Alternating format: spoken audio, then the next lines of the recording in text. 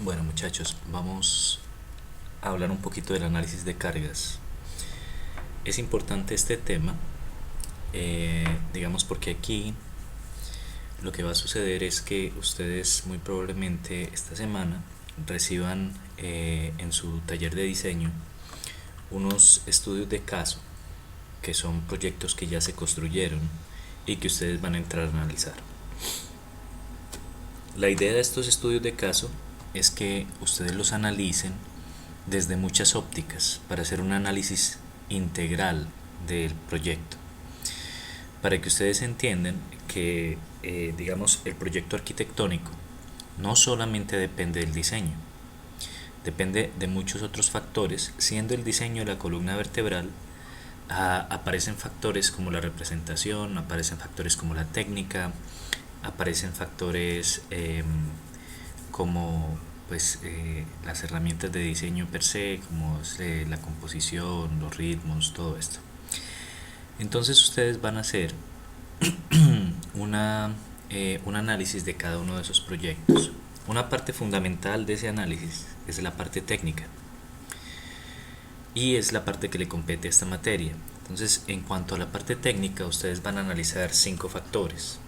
Uno de ellos es, digamos, 5 factores que se dividen básicamente en dos categorías. Una categoría es estructural y otra categoría es constructiva.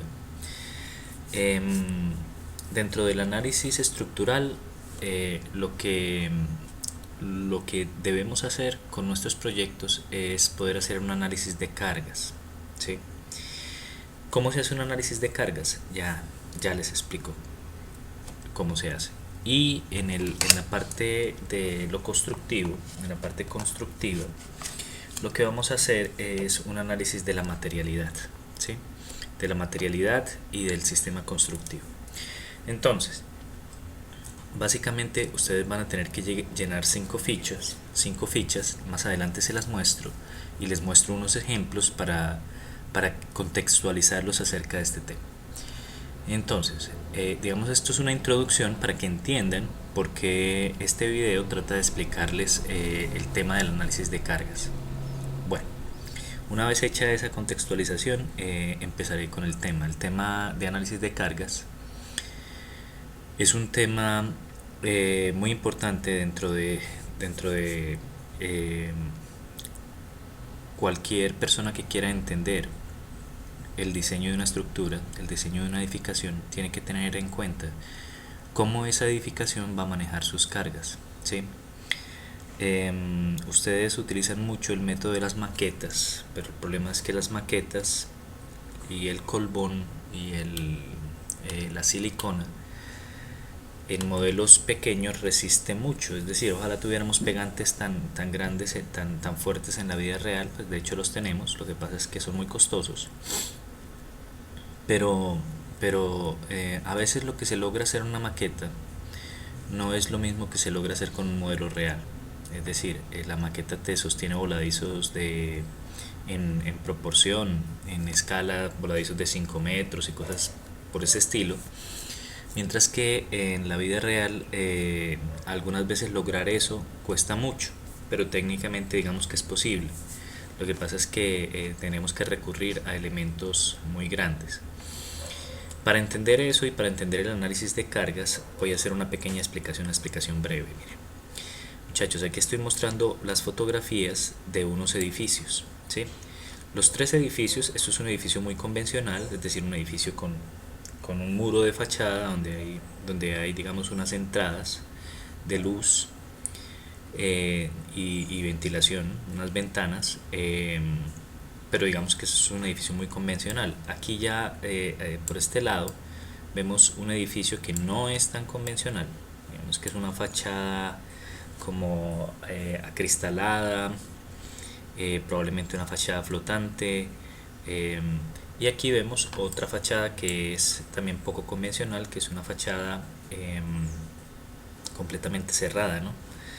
Em, Coloqué estas 3 imágenes por el hecho de ser diferentes las tres para ambientar un tema, y es que cualquiera de estas 3 edificaciones puede tener un sistema estructural muy parecido. Es decir, dentro de una edificación, no importa cómo se vea la edificación, nosotros tenemos que entrar a determinar cuál es el sistema estructural que tiene la edificación, es decir, qué la está sosteniendo, ¿verdad? Por ejemplo, es muy difícil que en este caso la edificación esté sostenida por los muros exteriores que son de vidrio. Es muy difícil. Yo he visto edificaciones sostenidas en vidrio. De hecho, el vidrio es un material excelente, pero digamos que este no es el caso, ¿verdad? Entonces, ¿qué es lo que sostiene el edificio como tal? Bueno, pues es la estructura. Entonces, cuando uno le quita, entonces, a partir de aquí uno debe entender que hay dos tipos de elementos. Hay un elemento que es arquitectónico, ¿sí? Ese elemento arquitectónico cumple ciertas funciones. ¿Cuáles son las funciones que cumple el elemento arquitectónico? Por ejemplo, si hablamos de muros, los muros arquitectónicos son muros que me producen un cerramiento o me producen una división, ¿verdad? La división se produce porque se quiere dividir un recinto, ya sea de manera acústica, de manera visual, pero usted quiere hacer la división y eso lo puede producir con un muro arquitectónico. Un cerramiento, es decir, la envolvente del edificio, se puede producir con un muro arquitectónico. ¿Cuál es la diferencia entre un muro arquitectónico y un muro estructural? Pues la diferencia es simple. El muro estructural tiene una función, la función primordial del muro estructural es llevar las cargas del edificio, transmitirlas hasta el cimiento, ¿sí? El muro arquitectónico no. El muro arquitectónico cumple su función de división, de cerramiento.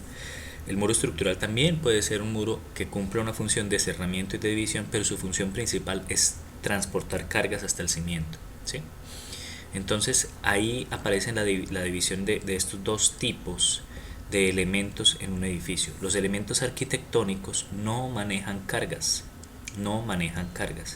mientras que los elementos estructurales son los encargados de llevar esas cargas al cimiento. El cimiento también es un elemento estructural y las transmite al suelo, ¿vale? Entonces, cuando uno mira este edificio y mira esto, es decir, si uno pudiera sustraer de cada una de estas fotografías, sustraer los elementos arquitectónicos, es decir, yo me voy a llevar los elementos arquitectónicos, muy probablemente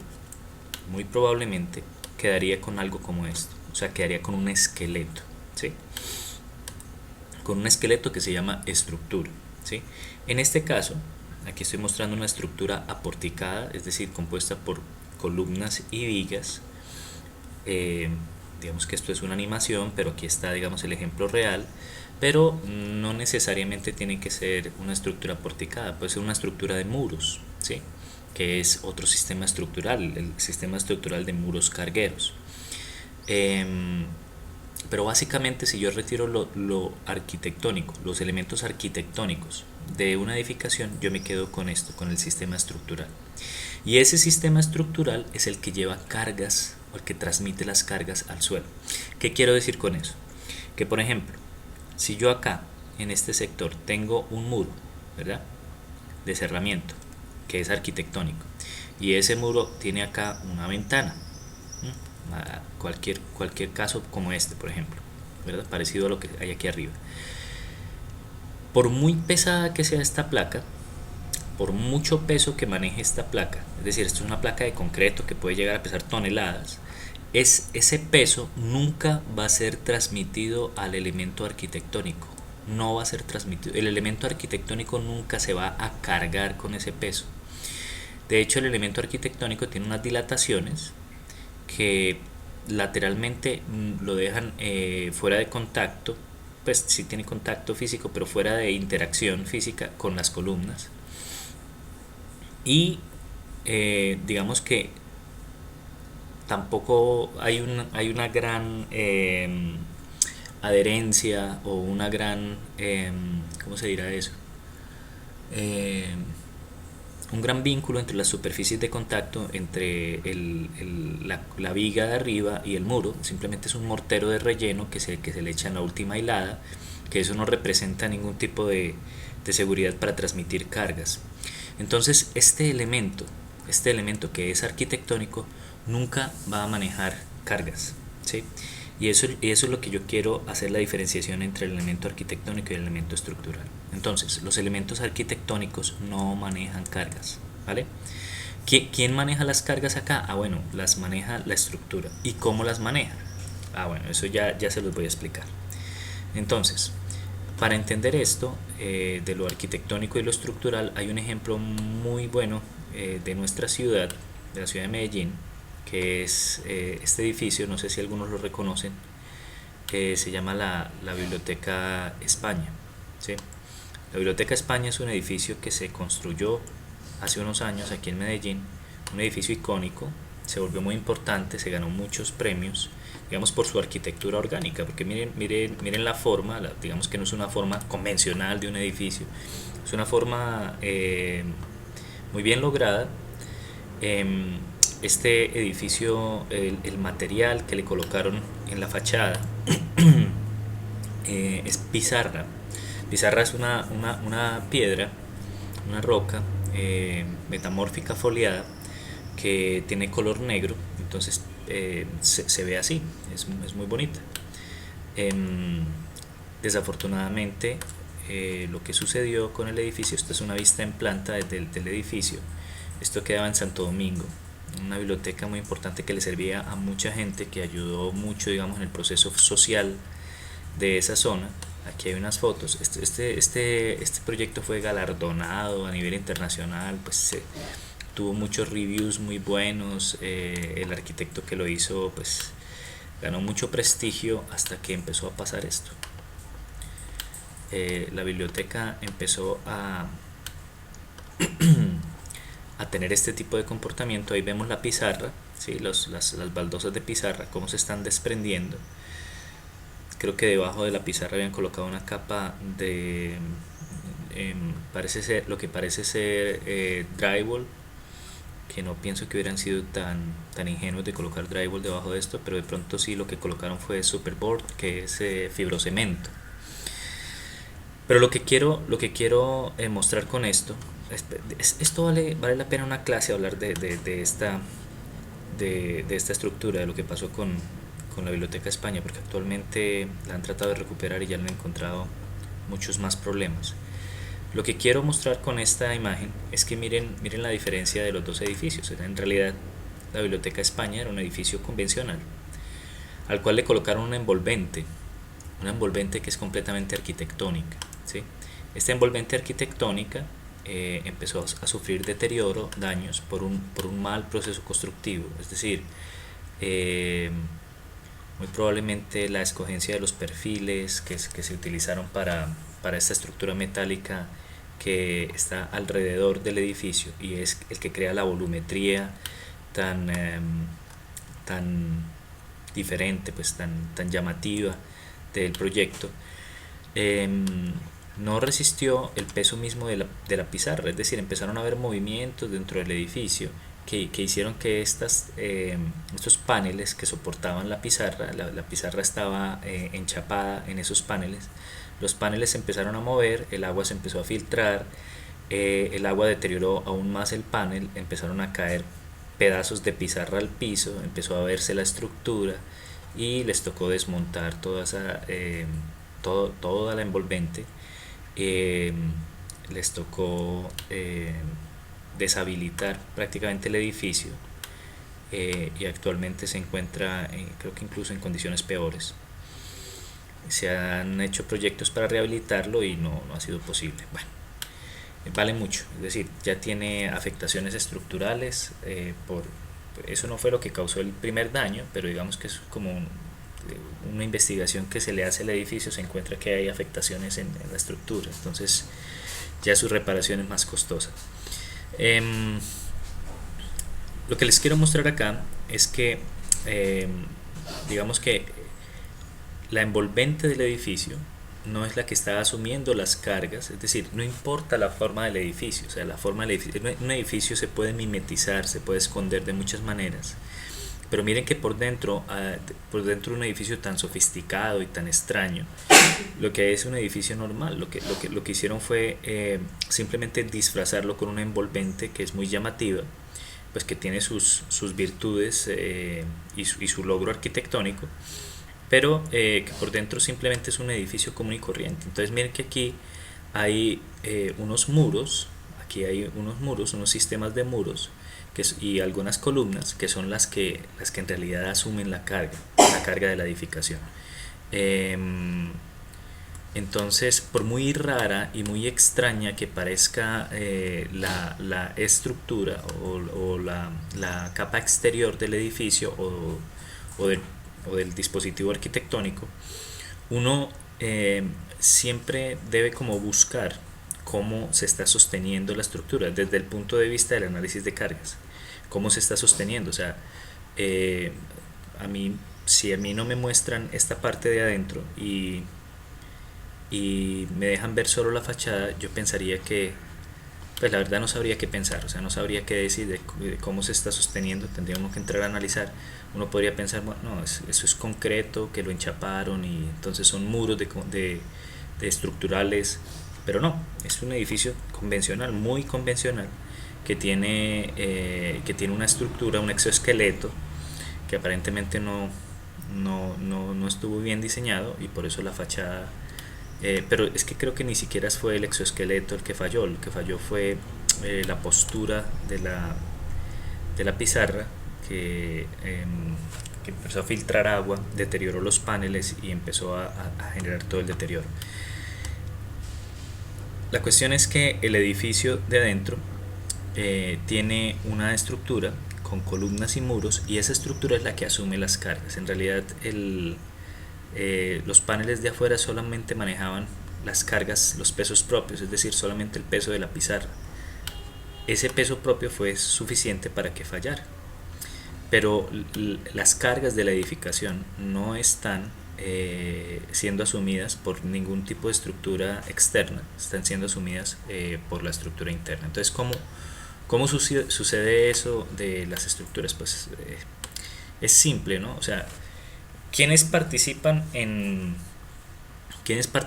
la transmisión de cargas? ¿Quiénes participan en llevar las cargas a determinados puntos?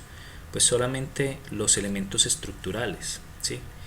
¿Quiénes son o cuáles son los elementos estructurales? En un sistema porticado nosotros tenemos columnas y tenemos vigas. Tenemos una placa, ¿sí? Esa placa que se conoce como diafragma rígido, porque la función es rigidizar el entrepiso, esa placa o entrepiso. Y placas hay diferentes tipos, pero básicamente estos son los elementos estructurales, y las zapatas o cimientos, ¿sí? Entonces, si nosotros estamos en un edificio cualquiera como este, la placa o el entrepiso, que a veces puede ser incluso la cubierta, eso tiene un peso, y ese peso se distribuye a los puntos de apoyo. O sea, las fuerzas, las cargas, los pesos de esta placa, si yo tengo una placa apoyada en las cuatro esquinas, pues obviamente que mis cargas se van a dividir en un área, y en un área, y van a empezar a cargar los elementos de las cuatro esquinas. Es decir, si yo tengo una placa que es mucho más larga que ancha y tengo cuatro elementos, muy probablemente lo que va a suceder es que la mitad de la placa se vaya a cargar en estos dos elementos, y la otra mitad de la placa se vaya a cargar estos dos elementos de acá, ¿verdad? Y muy probablemente esas mitades se dividan en otras mitades, y esta columna solamente reciba la carga de un cuarto de placa, esta columna de acá reciba la carga de un cuarto de placa, esta columna de acá reciba la carga de un cuarto de placa, y esta columna de acá reciba la carga de un cuarto de placa, ¿verdad? De tal manera que si yo sé cuánto pesa la placa y la divido en 4, ya sé qué carga le está llegando a esta columna, ¿sí? Entonces, nosotros cargamos el edificio, digamos el edificio tiene diferentes tipos de carga. Hay una carga viva y una carga muerta. La carga viva es una carga, la carga viva es una carga temporal que puede entrar y salir del edificio, mientras que la carga muerta es una carga permanente que afecta a la edificación constantemente. ¿Qué es una carga permanente? Una carga permanente, por ejemplo, es el peso propio de cada uno de los elementos que componen la estructura, tanto arquitectónicos como estructurales, ¿sí? Entonces, si yo voy a diseñar un edificio, yo tengo que saber cuánto pesa el total del edificio. ¿Por qué? Porque esa es mi carga muerta, ¿sí? Carga muerta puede ser también equipos que están en la edificación y siempre van a estar ahí y no se pueden sacar, ¿sí? Eso es carga muerta. Carga viva son cargas temporales. Entonces, por ejemplo, las personas que habitan en la edificación no siempre están ahí. Entonces pueden entrar y salir y eso modifica la carga. Entonces, cargas vivas son esas. Pero también cargas vivas son cargas que aparecen y desaparecen. Por ejemplo, el viento. El viento, una ráfaga de viento de 120 kilómetros por hora en un edificio de 40 pisos que tiene una gran área, pues afecta a la estructura y hay que considerarla en el diseño, ¿sí? Eso es una carga viva. ¿Por qué es temporal? Porque no siempre el viento está corriendo a esa velocidad, ¿sí? Son velocidades picos, son velocidades críticas. La nieve, en este país no tenemos ese problema, pero la nieve es una carga viva que hay que tener en cuenta. Se llaman cargas vivas ambientales, la nieve, el viento. Y el sismo, cuando aparece un sismo, que es un temblor de tierra, también es una carga viva que produce una fuerza horizontal muy fuerte sobre el edificio, ¿sí? Entonces, digamos, ese tipo de cargas son las que afectan la estructura.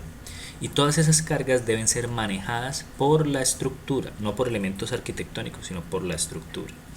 Entonces, cuando por ejemplo tenemos en este edificio la carga de la placa, esa carga de la placa se distribuye entre las 4 columnas o las 8 columnas o las 6 columnas que están en la placa. Cada sección de columna tiene un área aferente que es el área que ella asume para cargarse, y esa área aferente hace que las columnas se vayan cargando con determinadas cargas, con determinadas fuerzas, y de esa manera las fuerzas bajan a través de las columnas, ¿verdad? Luego el siguiente entrepiso carga aún más la columna, es decir, la carga que venía bajando por acá ya se vuelve mayor, se va volviendo mayor en este piso, porque ya, bueno, aquí esta columna está manejando la carga del entrepiso del vamos a decir, tercer piso, pero esta columna de acá tiene que manejar la del tercero y la del segundo, ¿sí? Y luego viene otro piso, entonces se va a cargar más, entonces esta de acá va a ser más gruesa y se va a cargar con el tercero, el segundo y el primero. Luego la columna más crítica siempre es la del primer piso, y luego entrega esa carga al cimiento, a la zapata, ¿sí? Entonces, al final de cuentas, el que nos va a resistir la estructura es el suelo, ¿sí? Entonces, el que nos va a resistir la estructura es el suelo, y si es el suelo, es muy importante saber si el suelo resiste y cuánto resiste y todo esto, y de eso se encarga. Cuando uno va a hacer el diseño estructural, hay que hacer antes de eso un estudio de suelos. El estudio de suelos nos dice cuánto soporta el suelo, cuál es su capacidad portante, a qué profundidad de cimentación se debe colocar el cimiento, cuál es el horizonte competente, es decir, cuál es el estrato competente que me puede soportar esta estructura. Bueno, entonces digamos que esa es la trayectoria de cargas. Eso es lo que se llama trayectoria de cargas. Entonces, cómo bajan las cargas desde por allá arriba hasta el suelo, ¿sí? Entonces alguien me dirá, no, profe, es que yo voy a hacer el análisis de este punto de acá, de este punto. Le coloco otro color para que lo veamos. Acá, este punto de acá, Entonces, ¿cómo es la trayectoria? O bueno, hagámoslo acá para que se vea mejor. ¿Cómo es la trayectoria de cargas de este punto de acá? Ah, bueno, como la placa está dividida así, esta parte de la placa la asume esta columna de borde, entonces la carga en este punto va a ser transmitida a esta columna se la transmite a la otra columna y esta otra columna se la transmite a la otra columna hasta llegar al cimiento y el cimiento transmite la carga al suelo, ¿sí? Ese es el análisis de trayectoria de cargas, ¿sí? Es muy importante ese análisis de trayectoria de cargas para ver si, porque hay una cosa que se llama continuidad estructural, ¿sí? Uno tiene que generar continuidad estructural. Uno no podría, y algunas personas lo hacen, uno no podría hacer esto, coger la columna que está acá y colocarla hacia atrás, o sea, retrancar la columna o echarla hacia atrás para generar aquí, por ejemplo, un balcón, pues porque se me dio la gana, porque creo que el balcón así se ve más bonito y tal. Eso no se puede hacer a menos de que tenga un diseño. ¿Por qué? Porque es que las cargas es como funcionan muy parecidas al agua, o sea, usted tiene que generar un flujo y entre más sencillo sea el flujo del agua, entre más fácil sea el flujo del agua, menos resistencia voy a tener, entonces estos elementos estructurales van a ser relativamente esbeltos.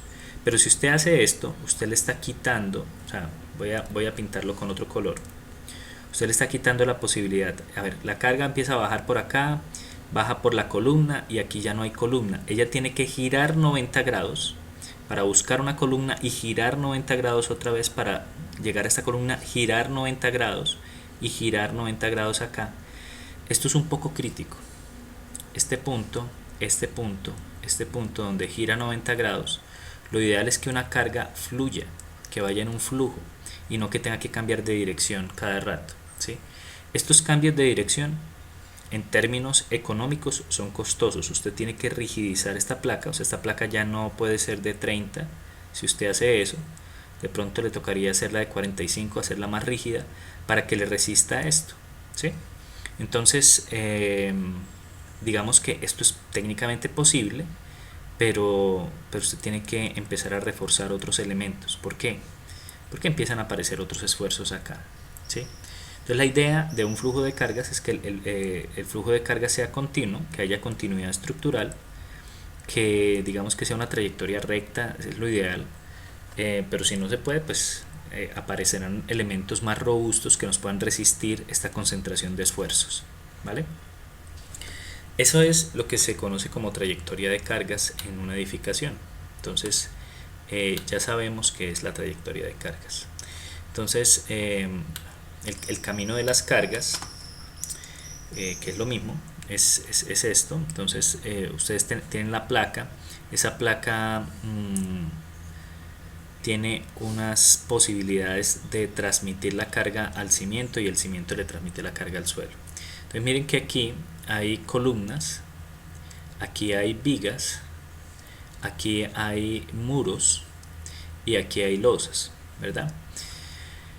¿Cómo entra cada una de las cargas a afectar cada uno de los elementos estructurales? Bueno, entonces miren, estos son los elementos estructurales. Cuando ustedes les pidan identificar elementos estructurales, pues es identificar los elementos que transmiten carga. De pronto si les aparece un muro acá, un muro arquitectónico, pues es un muro de cerramiento que no maneja cargas, pues esto no se identifica como un elemento estructural. Uno identifica los elementos estructurales, aquí hay vigas de borde, columnas, zapatas, placa, ¿sí? Ahí. Entonces, miren que cuando tenemos las fuerzas actuando sobre la placa tiene más o menos esta distribución de cargas, o sea, si yo miro la placa en perfil, la placa es esto, con una cantidad de cargas actuando sobre ella, ¿verdad? Lo mismo sucede acá con las vigas de borde. Entonces aparece la viga con una cantidad de cargas actuando sobre ella, de carga distribuida. ¿Qué sucede si por ejemplo yo analizo esta viga? Entonces esta viga tiene una columna acá y una columna acá. Yo puedo asumir un apoyo acá y un apoyo acá y me queda una columna simplemente apoyada, perdón, una viga simplemente apoyada, y esa viga va a presentar una deflexión y ahí se me va a presentar un esfuerzo, ¿verdad? ¿Qué esfuerzo se me presenta? Flexión. Lo mismo sucede para la placa, o sea, la placa está apoyada en unas vigas, entonces tiene unos apoyos acá, y a pesar de que yo haga el análisis bidimensional, pues el análisis se puede hacer tridimensional, pero la placa se me va a deflectar y eso va a tener un esfuerzo que se llama flexión. ¿Y por qué digo que tiene un esfuerzo de flexión? Por su definición. O sea, la flexión la produce una carga perpendicular al eje. Este es el eje de la viga, este es el eje de la viga, la carga es perpendicular, entonces lo que se me está produciendo es flexión. Lo mismo en la placa. Pero miren lo que pasa en la columna. En la columna la fuerza está bajando, así como se muestra acá. Entonces la columna, lo que tenemos es una fuerza y abajo una reacción. Eso se llaman fuerzas axiales, ¿verdad? Axiales porque están pasando por el eje y además son convergentes, están tratando de unirse las dos. Entonces lo que tenemos es un elemento que está sometido a un esfuerzo que conocemos como compresión. Compresión. ¿Por qué? Porque la definición de compresión son fuerzas axiales convergentes. Entonces, para poder definir qué está pasando en cada uno de los elementos estructurales, entonces primero, uno tiene que tener una idea del camino o de la trayectoria de las cargas. Segundo, tiene que poder identificar los elementos estructurales, ¿sí? ¿Cuáles son los elementos estructurales? Y tercero, tiene que, una vez identifica los elementos estructurales, mirar cómo está incidiendo la fuerza en cada elemento para poder saber cuáles son los esfuerzos que aparecen en cada uno de esos elementos estructurales, ¿sí? Entonces, si usted quiere saber si una columna está a tensión, a compresión, si está con cortante, bueno, tiene que mirar primero trayectoria de carga, segundo identificar elementos estructurales y tercero hacer el análisis de esfuerzos. Por ejemplo, si a ver qué les puedo hacer acá, mostrar acá.